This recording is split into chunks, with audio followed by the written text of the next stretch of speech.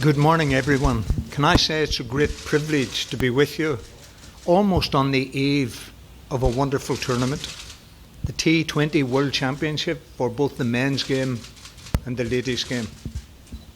58 games, which we hope will be an unforgettable experience for everyone. And my drive is that at the end of these 4 weeks, when we know who have won the World Championships, we will be talking about cricket and that unforgettable experience. We will not, I hope, be talking about corruption or anti-corruption. But I think it's important that you have some idea, and through you, that the cricketing public have some idea of what we do to prevent corruption in this tournament, and indeed generally what we do on a day-to-day basis to prevent corruption. We are quite a small unit in the ICC dealing with corruption. We are not a police force. We do not have the powers of a police force, and we do not seek the powers of a police force.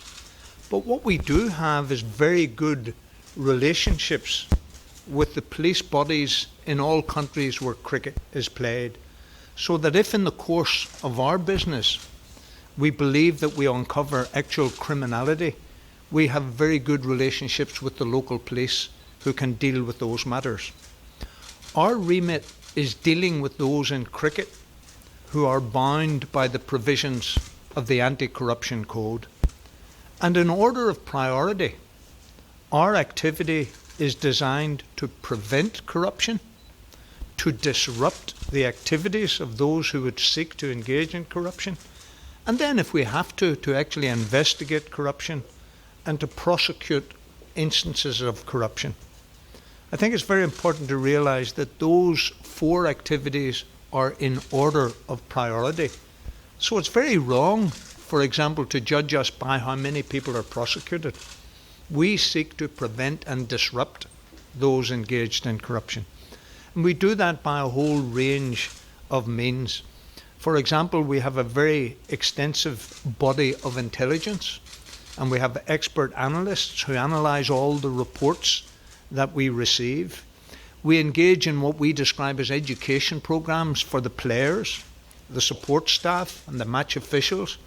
In those education programmes, we remind them of their responsibilities, and we tell them, for example, that they must report any suspicious approach that might be made to them.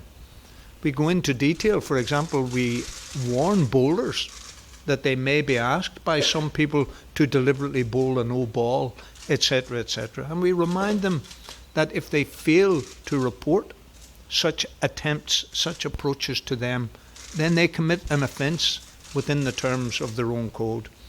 And we give them, for example, a little booklet, a little aid memoir, which they can fit in their wallet, and that reminds them of their responsibilities, and it also gives them a hotline through which they can contact us at any time of the day or night. We have a special hotline for this tournament, and on a day-to-day basis we have a special hotline that anybody can use to contact us in our office in Dubai. And if the office is not manned, then any such messages are automatically recorded, examined the next day and acted upon.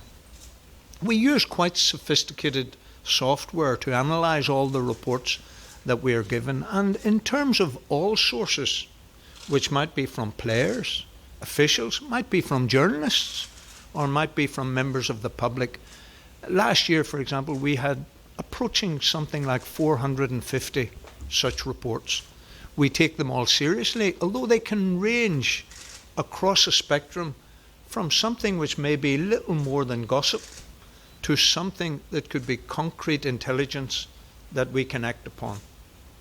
So you've got that whole range of what we might describe at one end, information, moving across a spectrum to intelligence, which we seek to build into actionable intelligence, that we seek to then build to evidence that we might be able to present to a cricket tribunal, or indeed through the liaison and relationships that we have with individual police forces, sometimes ending up in criminal cases in the court.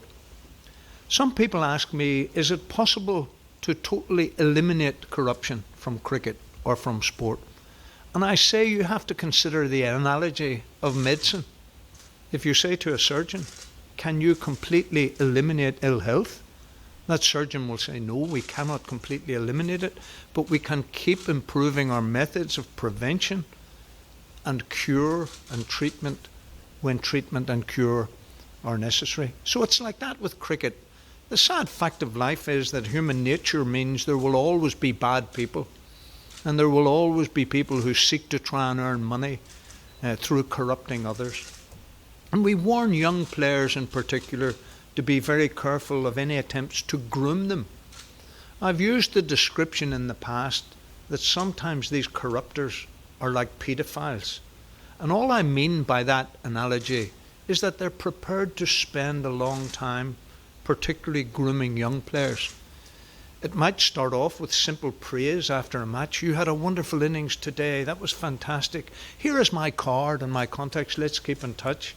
That might develop into the offering of a gift, maybe a small gift, which then might develop into the offering of more expensive gifts, which might then some evening end up in what we call the honey trap.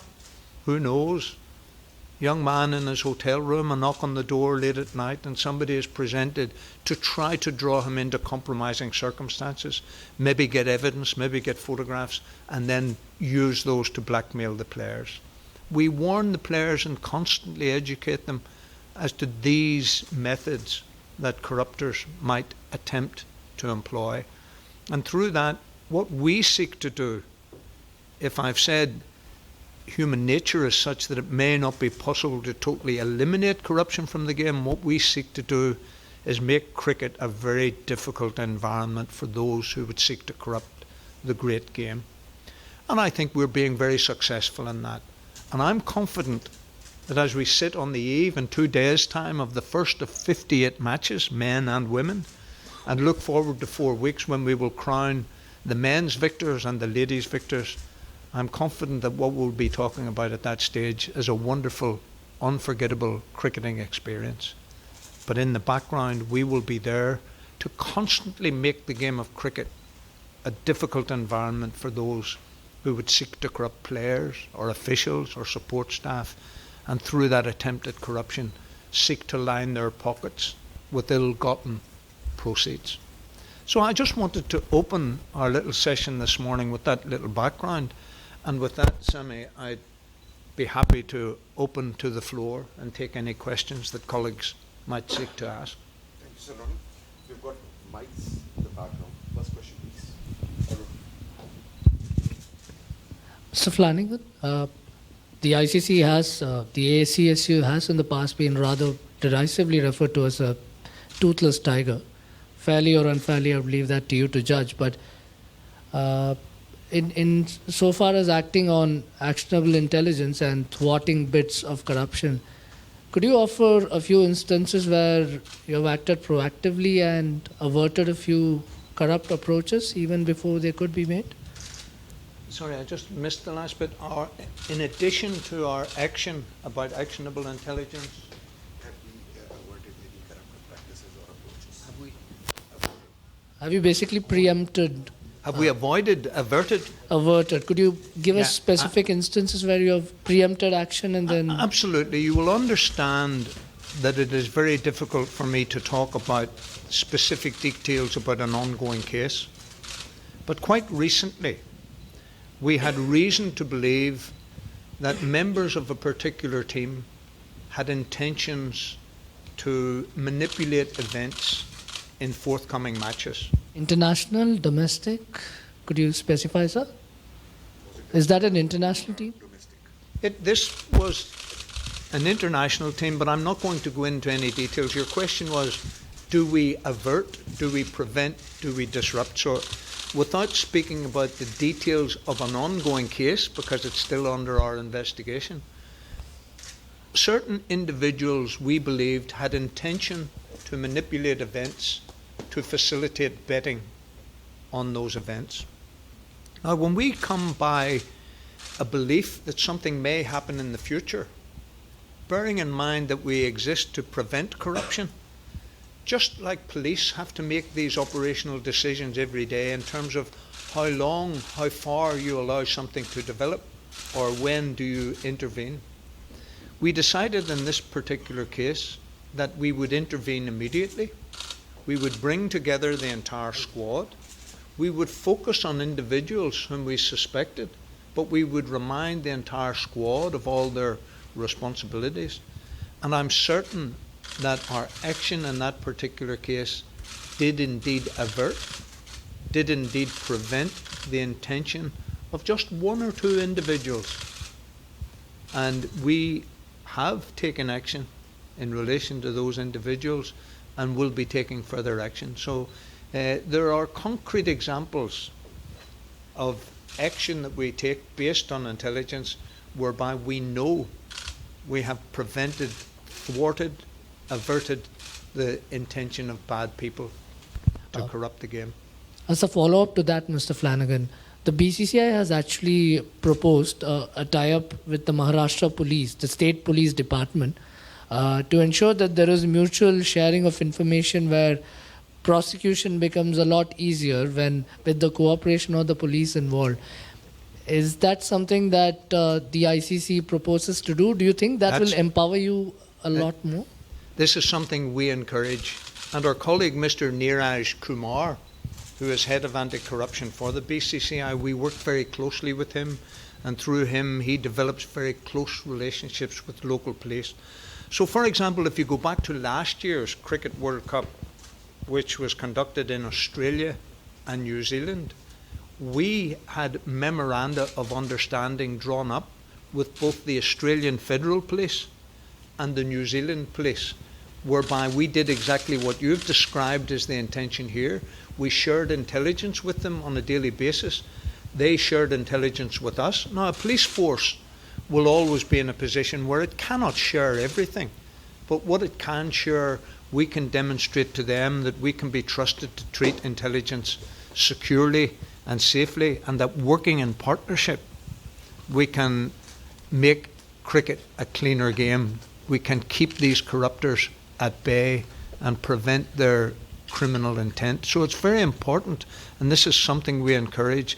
We've already got those memoranda of understanding in Australia and New Zealand. Within the next few weeks, I will be travelling to the UK to sign another memorandum of understanding with the National Crime Agency. At our level, because we're dealing with the international game, we seek to sign those agreements with national policing, investigative and enforcement bodies, but we encourage also our domestic units to do the same thing. So what you describe, I think, is a very positive development, and one we would certainly encourage. Are these going to be long-term arrangements, sir, with the police authorities in England and Australia? Certainly the memoranda that we signed with Australian Federal Police and New Zealand Police were in the first instance directly in relation to the World Cup, but they have extended and will extend, so that yes, they are long-term arrangements. Thank you very much. India is a country where illegal betting thrives in big tournaments like the World T20 or the Indian Premier League. Is there a way to track this if there's something fishy in tournaments? Is illegal betting one of your ways to track, and how would you go about it? First of all, if we talk about countries where betting is legal and is heavily regulated, again, we have memoranda of understanding with the legal, legitimate betting industry. And we find that's helpful because they report to us any unusual spikes of betting about a particular event or at a particular time, and we investigate it, and they stop taking bets when things like that happen. Obviously, the black market betting industry is harder to track, but we engage a company that helps us with the legal betting industry across the world, and they're currently doing some research in the illegal betting market. And in addition to that, I don't want to expand too much on it, but we have informants, we have people who help us, and through their assistance, we do our best to keep track of the illegal betting market. You know, some people say to us, why then don't countries like India or Pakistan, etc., legalize betting and then control it?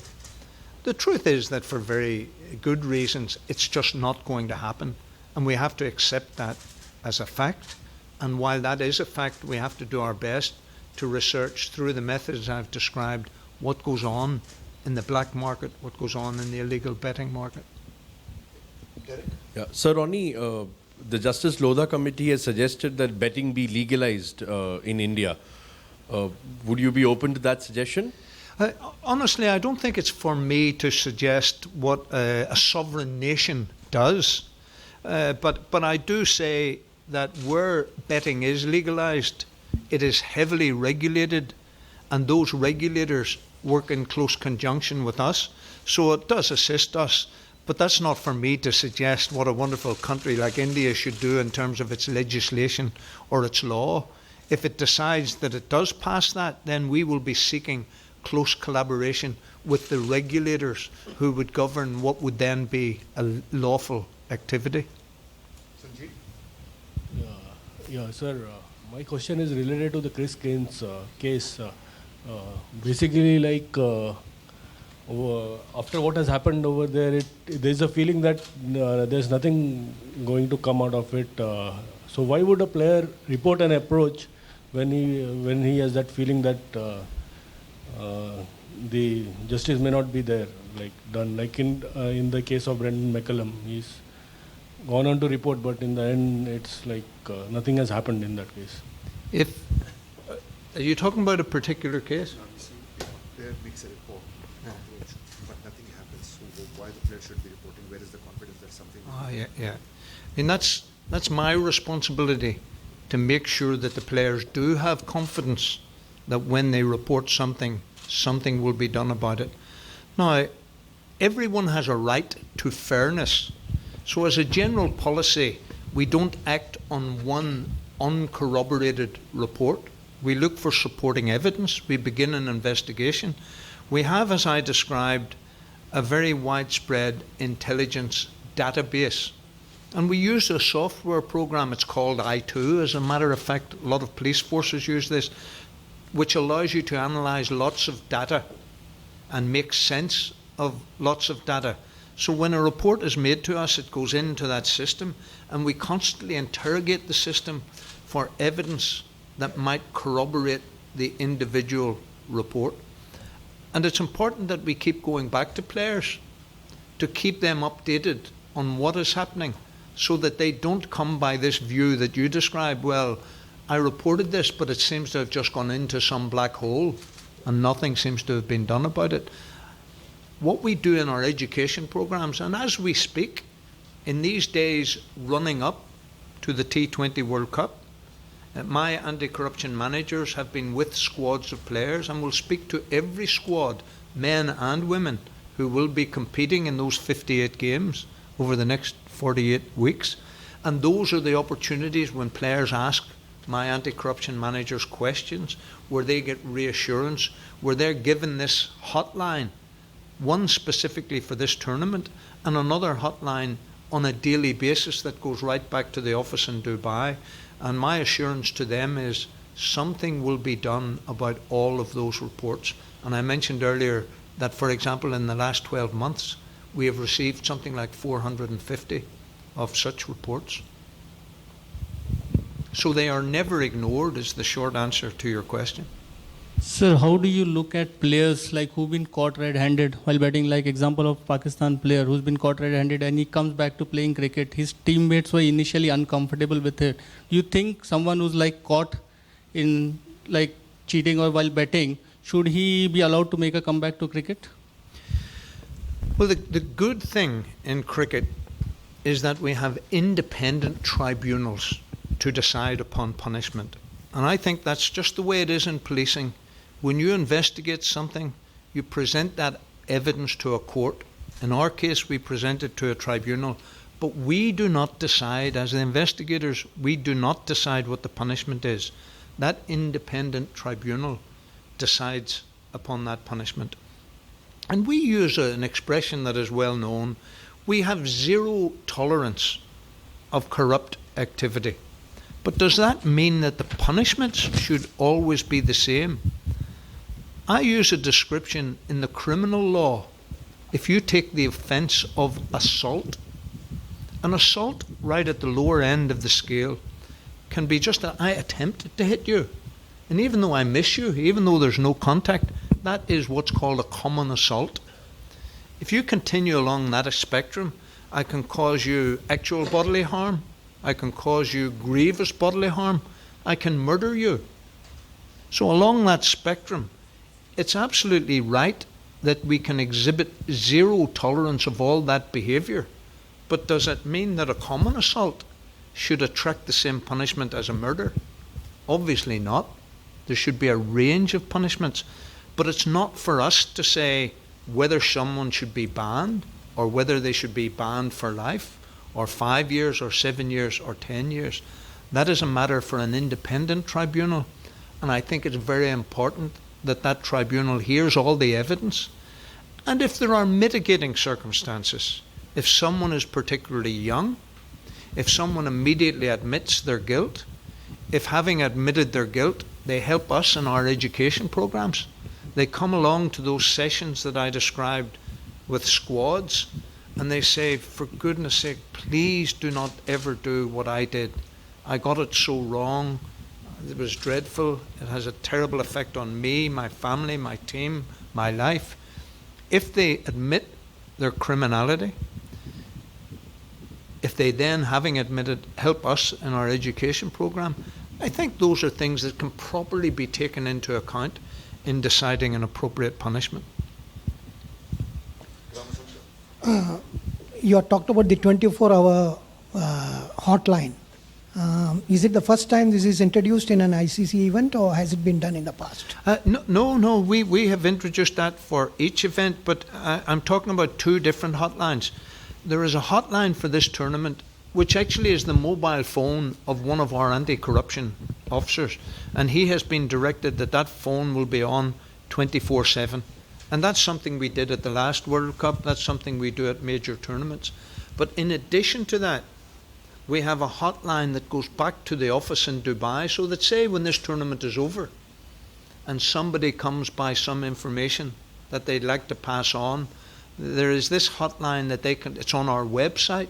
We give it to all the players, the support staff, the officials. They carry it in their little wallets, just a little card. And that, even if the office in Dubai is not manned, there will be a recorded message, and all those reports that are made will be followed up. Mr. Flanagan, in the past, the ICC has used Lou Vincent as a bit of a mascot to drive home the message against corruption and what could possibly be the fallout of engaging in corrupt practices. Does the ICC plan similar such programs with someone like Mohammed Amir right now? Do you think such programs actually help the message get through a lot harder? And what would you really rate the efficacy of such programs? We have actually, Mohammed Amir, at a very early stage, actually did make a video for us where he admitted his guilt and described the effect that it had upon him and how wrong he was. So we have used that in the past in our education with players. In Lou Vincent's case, he decided to, if you like, clear his conscience. And he's a whole range of life bans. So there was no deal. Nobody said, if you do this, you'll get a softer punishment. He's banned for life on a whole number of different occasions. It was his decision. And he, in fact, made a little video of his own, saying it was introduced by the very dramatic sentence, "I'm Lou Vincent, I'm a cheat." And we use that, and it can be of quite dramatic effect. So if someone is genuine and honestly admitting their guilt and prepared to use their experience to help others avoid such an experience, I think that's a legitimate education tool for us. You mentioned specifically Mohammed Amir, and we did use that in the very early stages after he had been released from prison. He came forward and volunteered his assistance in that regard, and I think it's a useful tool, because it's one thing for players who are young, international, talented sports people. It's one thing for such people to hear this from old cops, but then to hear it from a young international player themselves who have gone wrong, I think it can be a quite dramatic message. Yeah.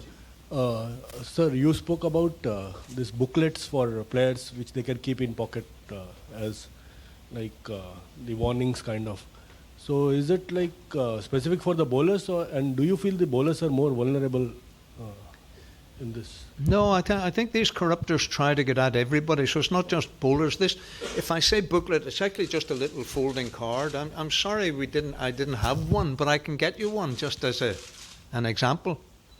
And it just reminds all players and everybody who is committed to the anti-corruption code what their responsibilities are and the means of contacting us. But if you say our bowlers singled out, no, that was just one example I gave. They could try to contact batsmen and say, lose your wicket for fewer than 10 runs, things like that. Anything that they can bet on and they can manipulate, which of course we all call spot fixing rather than match fixing. I think in this day and age, it would be very difficult to fix a match result. So these guys tend to concentrate on manipulating some event, which may be through a bowler, maybe a fielder deliberately dropping what should be a soft catch, or maybe a batsman losing his or her wicket for a very cheap number of runs. Sir Ronnie, sport is at a crossroads in more ways than one. The FIFA corruption, the alleged fixing in tennis, the mess in cricket, especially with regard to the Indian Premier League. As a senior police officer, where do you see fans' trust vis-a-vis love for sport generally all over the world? Athletics is also in a mess. So I remember after the test at Lord's 5 years ago, one of the English players who had played a wonderful innings at the home of cricket, almost a double century, I think I remember, and at the end of it he said he felt it was worthless.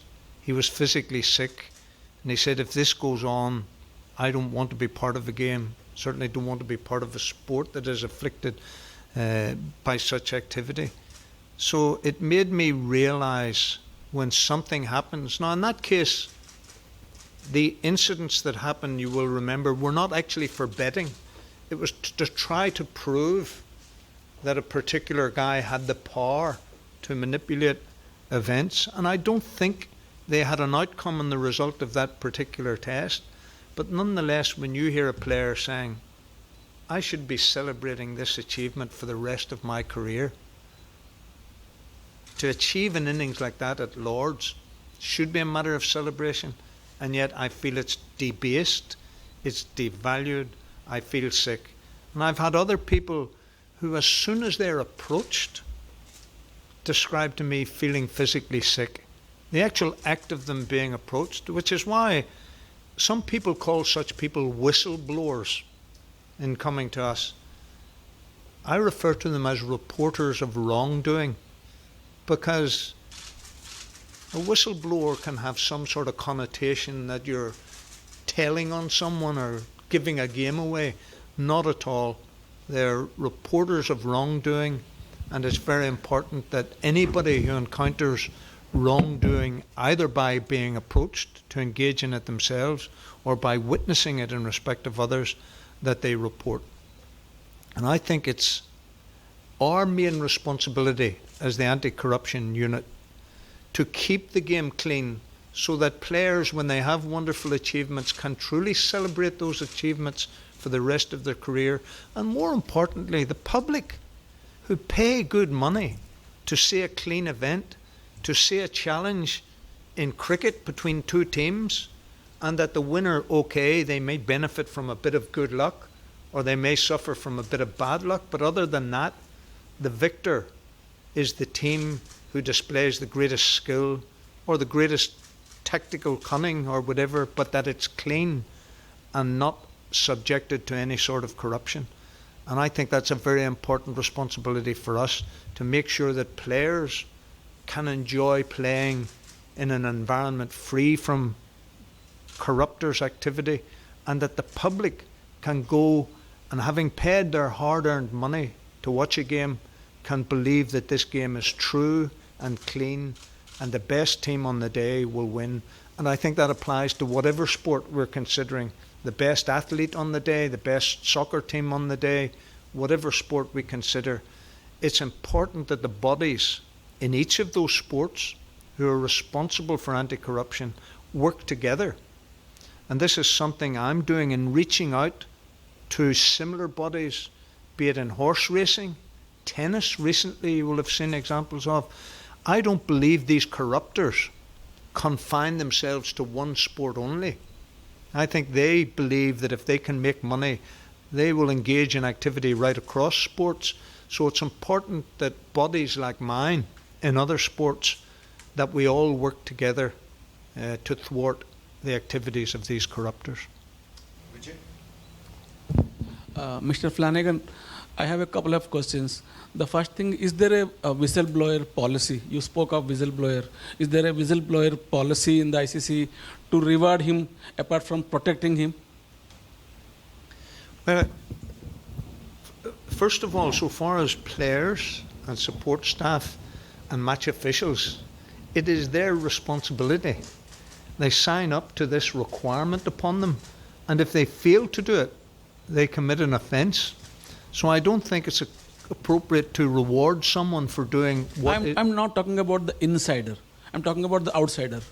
Yes, well, if I'm not going to get into the details of those, how we handle those who give us valuable information. Yes. But it's true to say that rewards would be available for people who help us and who come forward to help investigations and help us root out corruption and deal vigorously. No, will it help if you make that policy public?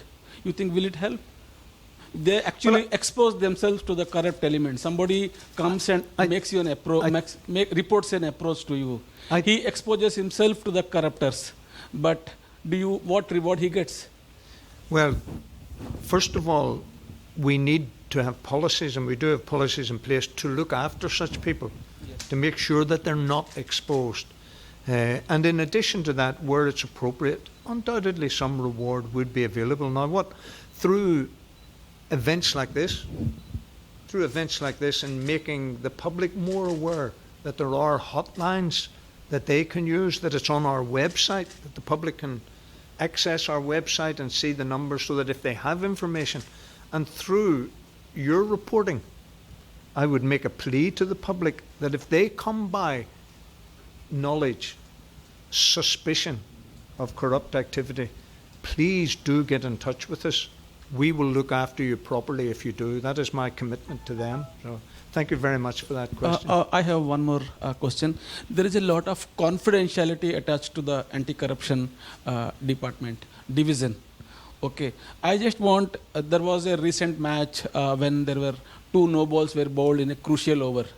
There may not have been any suspicion elements in that. It could have been a natural course of action. Why doesn't ICC come out and say that this match was clean? We have no information. There is a lot of talk, this match may have been fixed, that match have been corrupted. Why can't ICC say that? Well, you're absolutely right that however good and talented a sports person is, they can make a mistake. Yes. If they're a darts player, they can miss a treble 20. If they're a rugby player, they can miss a conversion of a try. If they're a cricketer, they can drop a catch, yes, which sometimes I would say, my goodness, I could have taken that. Yes. Anyone can make a mistake, and sometimes people are suspicious. Yeah. As a lifetime cop, I can be cynical. And when I see something, I want to look at it again. I want to put it in the context of a whole game. And we have people that we use to analyse games for us, so that if there is suspicious activity, but certainly if we were asked a question, is that game clean? It's certainly possible to say things like, we have absolutely no evidence to the contrary. We have nothing to suggest the contrary. Why don't you say that? Immediately after that game. Well, why don't you make a release? To do something immediately after a game may be a bit premature. What we would want to do is examine whether with a disclaimer. At this stage, we have no evidence of any corruption, because that clears a lot of air about suspicion of a game. Because after every match, in the subcontinent particularly, there is a lose talk of this match may have been corrupted, may not have been corrupted, that player may have No, been... I think that would be very dangerous. If we were going to issue a declaration after every game, I think that would be a very, very dangerous practice, a very wrong road to go down, because who knows what develops in the future that makes what you believed at that stage. And it would become, I think it would become meaningless just to say something bland after every game. At this stage, we have no evidence to suggest. You know, if something develops into a real public controversy, I think case by case, there could be grounds for us offering an opinion, but not to do it after every game. I think it would become meaningless. Last question. Yeah. Hi. With the context of that no ball, I want to ask that we have seen greats like Curtly Ambrose bowl plenty of no balls and etc. Then how are we going to assess that what's corruption and what's not? I mean, what's the procedure exactly like? There can be fault as a sports person as well. So what will be the process of assessing it? Well, if I've got your question correctly, and if I haven't, please correct me and put me in the right direction, but if I've understood your question correctly, it goes back to what I said just a moment ago, that anyone, however talented, can make a mistake. So anyone can bowl a no ball, anyone can drop a catch, anyone can lose their wicket to a ball that looked quite innocent. Anyone can make a mistake, and I think in deciding whether that was a deliberate mistake, you have to look at whether you had any intelligence before the incident happened. Do we have any reason to believe this person is likely to engage in suspicious activity? Or after the event, if we receive information which may become intelligence, which may become evidence, you can examine it, you can go back and examine it in the whole circumstances of the game. So always bearing in mind that anyone can make a legitimate mistake. What you require to decide if a single instance of behaviour is crooked is whether there is any other evidence to lead you to believe that that's the proper conclusion to come to. Thank you. Excellent. Thank you very much. Thank you all. Thank you very much, and enjoy the T20 World Cup. Thank you very much for having me this morning. Thank you.